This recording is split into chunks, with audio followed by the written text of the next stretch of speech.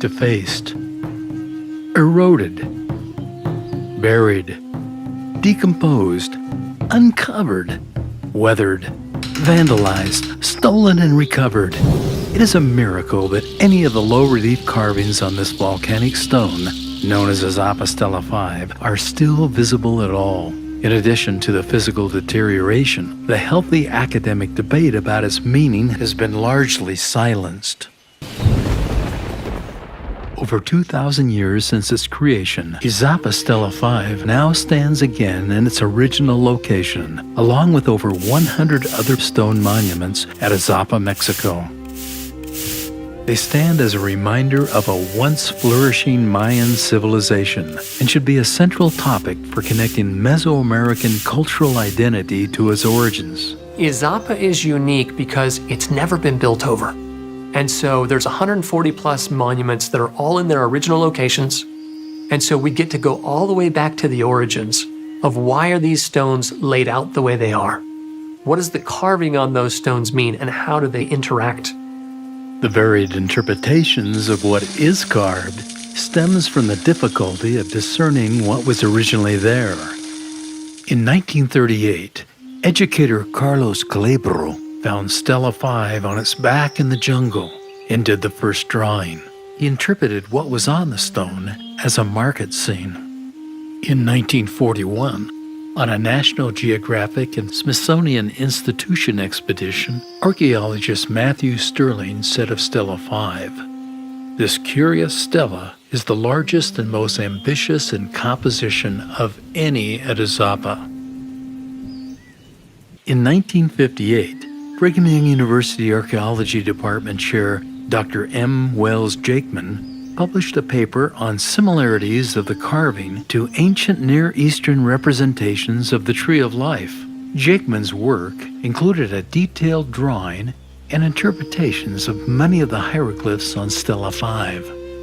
From 1963 to 1973, archaeologist V. Garth Norman, under the auspices of the New World Archaeological Foundation, photographed the major Azapa sculptures, created line drawings, and published peer-reviewed albums of the reproductions and extensive analysis of what they depict. His discoveries include key astronomical alignments with the Azapa mounds and stela, the discovery of the Babylonian and Egyptian cubits as a standard of measure at Azapa, and the Maya world calendar system on Stela 5. But in 1999, in an effort to redirect discussions on Azapa interpretation, anthropologist John E. Clark of Brigham Young University and artist Ix Marino redrew Norman's NWAF sculpture drawings. In a non-peer-reviewed publication of the new drawings, Dr. Clark boldly proclaimed, "We firmly believe that further examination of the Azapa sculptures will likely reveal no significant data beyond what our drawings now show."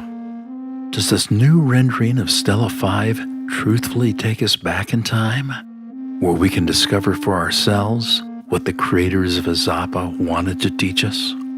Or are we being misdirected? Let's investigate. Dr. Jason Jones, with a grant from England's prestigious University of Warwick, used emerging technology to examine the faces of the Azapa stelae. This surface texture mapping technique, specifically reflectance transformation imaging, which is a technique that was pioneered out of HP Labs and has been promoted heavily by Cultural Heritage Imaging. It's now a widely accepted method for documenting very shallow relief and shallow textures. I've done it on multiple continents. We do it on paintings. We do it on archaeological carvings and other things. This is a very robust technique. This is able to go down and look at details that are on the scale of the thickness of a human hair. And so it gives us a far less subjective method of analyzing what the texture of that rock really is. This technique uses light to map the surface of an object. It can be understood by looking at how sunlight moves across the Earth. As the sun moves through the sky, moving light and changing shadows help reveal the actual shape and texture of the surface of the Earth. Notice how the detail and patterns of the drifting sand becomes well illustrated as the sun moves in time. Fortunately for us, the modern RTI technique can help reveal the texture of these worn stones by tracking the movement of light and shadows in a similar way. This technique combines many photos taken from a fixed camera position with different lighting angles. The result is a map of the stella's texture and the ability to see it lit from virtually any angle. It also can display the stela as if the carved surfaces were shiny. Over the last decade, archaeologist V. Garth Norman and Dr. Jason B. Jones used this technique in cooperation with the Mexican archaeology authorities, INAH, to preserve a record of the most detailed and important stele at Azapa. We absolutely are using the world-leading technique to capture this data. It's the same that's used at the Smithsonian, at Harvard, at Cultural Heritage Imaging. All of these institutions are gathering around this technique because it's so powerful. This data preserves a record of how much detail remains on each stela against additional weathering or damage. 3D scanning is ideal for capturing an overall form of something. It can also capture color. What is more difficult is that often you're not measuring the surface normals with the same degree of fidelity. And so where you actually want the surface texture, that's where this technique shines. Comparison is revealing remarkable agreement between the RTI imaging and the photographs taken during the excavations of Azapa in the 1960s and 1970s by the New World Archaeological Foundation. This helps clarify many of the details carved into the stele at Azapa. So Clark and Moreno did work in 1999 in which they used a video camera and side lighting to zoom in and out of these stelae and claimed that they had documented at a revolutionary level the detail that no one would ever be able to replicate again. My personal response to that is they were able to identify some details that were not, up to that point, identified at Azapa.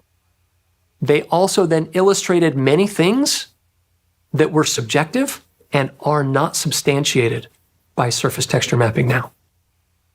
So I don't believe that what they did, that they ever made their primary documentation available for interrogation. And the methodology that we have used does not sustain about 95% of the changes they have made to the original NWAF drawings and surveys. Their technique was analog. Part of my concern and my hypothesis is that their explanation of using the zoom feature let them zoom so far in, they actually lost context for everything around it. And if you get too deep in without context, it's very easy to confuse the random surface texture that's the result of weathering with carved detail. And we have documented in numerous places details that they assert are on that stone with neighboring marks of the same depth and same surface normal that they disregarded, that they cannot ignore if they're going to maintain the features that they've asserted. The 1941 Matthew Sterling Smithsonian Institution photo, when compared with the texture map, supports the accuracy of both the 2017 texture map and the Norman drawing. Looking at the texture mapping, we can see some additional detail on the faces and in the god masks compared to what was documented in the 60s and 70s. What I will emphasize is the 60s and 70s drawings were conservative in claiming what was actually there. So there's no contradiction with what was originally documented. There's just additional detail to add. As with other motifs on Stela 5 specifically, the Clark and Moreno drawings have gone to a detail maximizing level that is not sustained by texture mapping. It's very difficult to identify the body of a crocodile on Stela 5 at Azapa.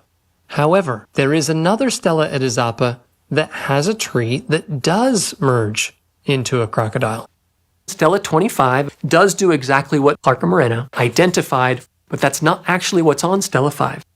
In their methodology, they said that they intentionally mixed motifs from different stelae together. I'm perfectly happy to accept what they've drawn as an artistic rendering. That is a correct statement. But to simultaneously claim it as the most detailed and accurate representation of Stela 5 at the same time is absolutely false. And both cannot exist at the same time, and surface texture mapping gives us the clear evidence, the primary evidence, that anybody can look at and compare and know. Next to the tree, just to the left, there is a figure that was interpreted early as appearing to have a hood over their face. The presence of that hood is very clear looking at the texture mapping. The details that have been interpreted as his face by Clark and Moreno, it's not clear from texture mapping how much of that really is face and deserves further investigation. One of the most difficult things on Stela 5, as portrayed by Clark and Moreno, originally had been described as an incense burner on the left and a small person, possibly a child, on the right. Clark and Moreno changed the figure on the right into an incense burner and embellished both with details inspired from other stelae. They've taken what would normally be considered rain glyphs, them into fire on the incense burner on the left. This is simply not correct. So the fact that they claim this about that incense burner gives me great concern about the wider claims that they've made. Because detail after detail after detail, they have been too artistic in what they have claimed is correct and accurate. The surface texture map on the right-hand side shows someone that appears to be in a seated position with what could be a stylus. Others have claimed it could be other things, but the surface texture map doesn't give us additional detail to claim anything other than what has already been stated. The texture mapping has a lot to elucidate and clarify about the primary figure that's above the ground level. Most people look at it as a god figure. Based on the wings, bird beak, and serpent god motif, some identify this figure as the first known depiction to reference the Mayan god Quetzalcoatl, meaning the feathered or raised up serpent. Clark and Moreno changed the features of this god depiction and drew an additional figure overlapping the tree that appears to be a woman with her arm reaching out. The texture mapping favors that it would actually be an extension of that deity, probably a bird mask or beak extending toward the tree. I believe this is one of those cases where potentially the methodology that Clark and Moreno used of zooming in, they zoomed in so far, they got to enough surface texture that you could almost connect the dots into a pattern that they wanted to be there. That maybe there were some sympathetic patterns, but it's not sustained as being true carving. Garth Norman's drawings were very accurate. With hardly any exceptions, every line that he has proposed on his line drawing remains. I've been down to see Izapa many times. I've seen it by day, I've seen it by rain, I've seen it by shine, I've seen it by night. I've been inside the enclosures, I've examined them up close, I've measured them myself. This is a place that I have a deep respect for and an incredible passion for trying to document in the most accurate way that we can. I have been to all of the significant stelae that have been relocated to other museums, the Tapachula Museum, the National Museum in Mexico City, and have been able to have the same intimacy that I've had in the field in terms of documenting with surface texture mapping and photogrammetry and physical measurements. I have since been to Society for American Archaeology, their annual meeting, multiple times, and presented to the best scholars, particularly of Mesoamerica in the world, and been received very well. There is additional documentation to do, and that will be forthcoming. As we literally and figuratively shed more light onto the carvings of Izapa, this evidence provides an expanded foundation to re-examine the interpretation of the messages of Izapa with increased context. RTI, along with new breakthroughs in computer modeling technology, are now enabling the restoration of the Izapa temple complex in virtual reality. This will provide greater access to Izapa for everyone from researchers to Mayan school children who want to learn about the roots of their civilization and Izapa's rightful place in world history.